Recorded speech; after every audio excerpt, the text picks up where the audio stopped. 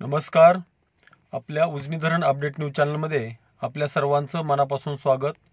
आज 20 ऑगस्ट 2025 आज सायंकाळी 6ची अपडेट आपण देतोय. खरं तर उजनी धरणातून मोठ्या प्रमाणात विसर्ग सोडला जातोय. उजनी देणारा विसर्ग मोठ्या प्रमाणात येतोय. त्यामुळं इथून पुढचा काळ आजची रात्र उजनी धरणातून सोडण्यात येणाऱ्या विसर्गामध्ये मोठ्या प्रमाणात वाढ होणार आहे. सध्याला उजनी धरण 100% जरी खाली आणलं असलं तरी वरून येणारा विसर्ग इतका प्रचंड आहे आणि त्या मानाने उजनी धरणातून सध्याला खाली पाणी जे सोडण्यात येत आहे त्यामुळं पूर परिस्थिती निर्माण झालेली आहे. त्यामध्ये वाढ होताना दिसते. बरेच ठिकाणचे बंधारे पाण्याखाली गेलेले आहेत, रस्ते पाण्याखाली गेले आहेत, गावाचा संपर्क तुटलेला आहे.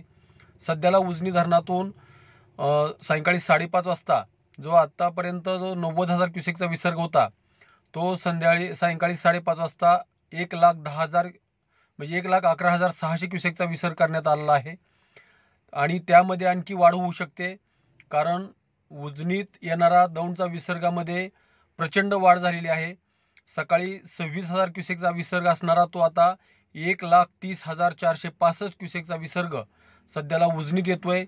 त्या मानाने सध्याला खाली जी सोडलेलं पाणी आहे 1,10,000 आहे, म्हणजेच 20,000 क्युसेकचा विसर्ग उजनीत मिसळणार आहे. त्यामध्ये आणखी वाढ होऊ शकते, कारण वरील 19 धरणातून सध्याला 1,79,000 क्युसेकचा विसर्ग बंड गार्डन आणि दौंडच्या दिशेने येतोय. त्यामुळे त्यामध्ये वाढ होणार आहे आणखी. आणि उजनीतून सोडण्यात येणाऱ्या विसर्गामध्येही सातत्याने वाढ होणार आहे.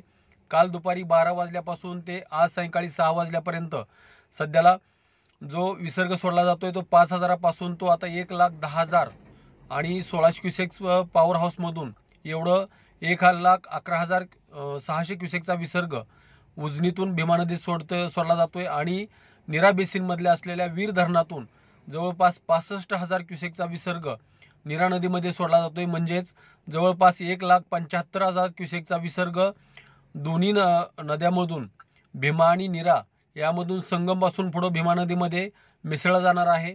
त्यामुळं भीमाकाठी पूर परिस्थिती निर्माण झालेली आहे आणि त्यामध्ये आणि सातत्याने वाढ होताना दिसते. आणि दर 2 तासाला त्यामध्ये वाढ होईल अशी अपेक्षा आहे, कारण वरून येणाऱ्या विसर्गामध्ये प्रचंड वाढ होताना दिसते.